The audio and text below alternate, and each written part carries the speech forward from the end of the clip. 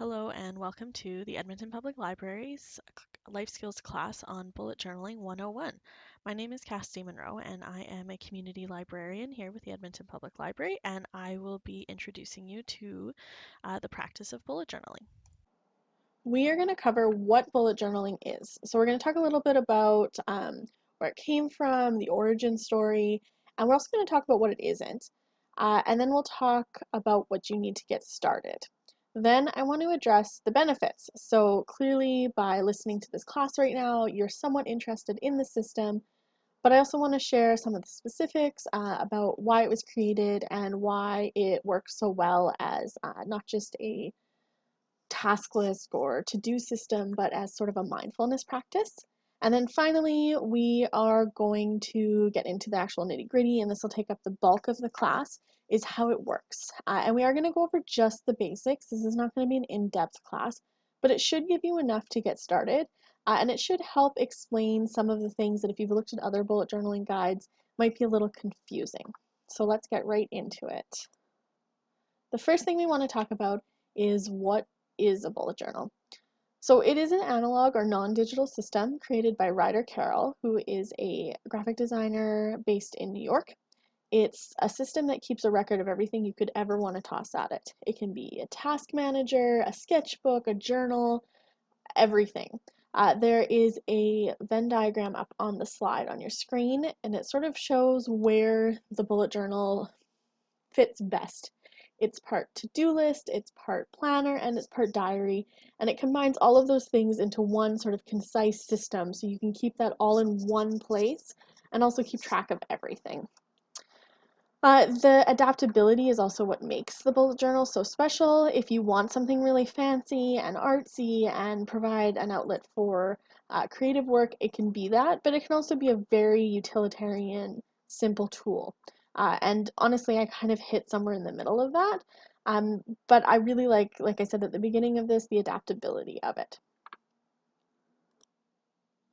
It is important to take a few seconds to touch on the fact that the bullet journal is a methodology or a system. It's not just the notebook or the use of bullets or any one component of the method. It's the entire system as a whole and the intention and purpose behind it.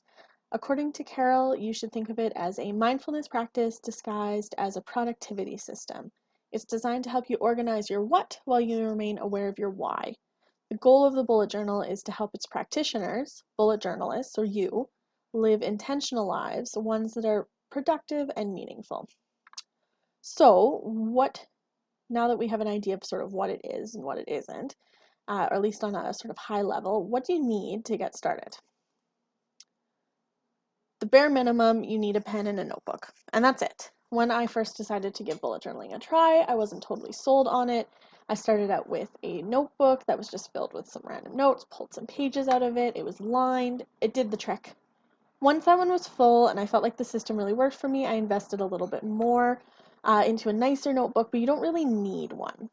So here's the most common notebooks used for bullet journaling, and these are some brands, but really you're just looking for anything that has a dot grid. And by dot grid, I mean it has dots in sort of a grid pattern. So here, I'll just show you what I mean by that. So if you look inside my journal, and it might be a little bit hard to see that, but it is like a dot pattern, and that can be really helpful for when you're doing layouts, but you can just use standard line paper or line grid if you really like the outline of the squares. I'm just going to see if I can find an example of how those dots can sort of give you a layout. Here we go.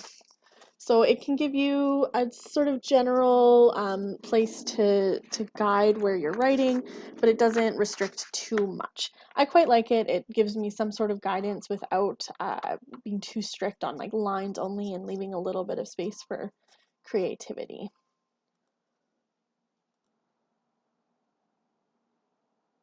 For pens, anything works, whatever you like writing with. If it's something that you will use regularly and keep on you, perfect. That's really all I have to say on pens. I put some different brands in there that are really popular. I'm not really a pen connoisseur, so whatever's going to work for you. Carol does have a few things to say about notebook choices.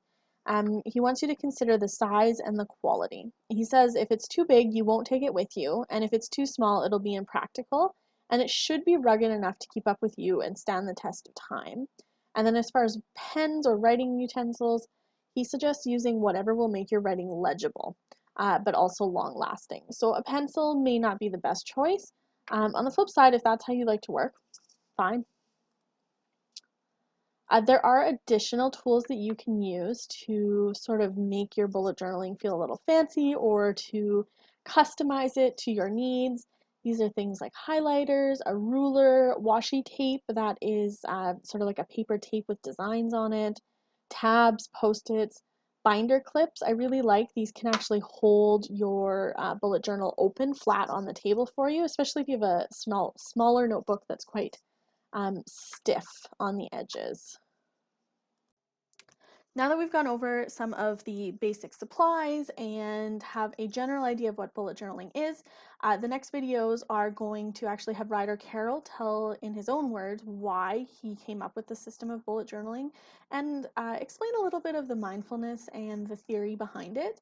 And then after that, we also have a video that has a mindfulness activity that Carroll discusses in his video. So we'll walk through that together, and then finally we'll actually go over the nitty-gritty and the actual details of how the system works.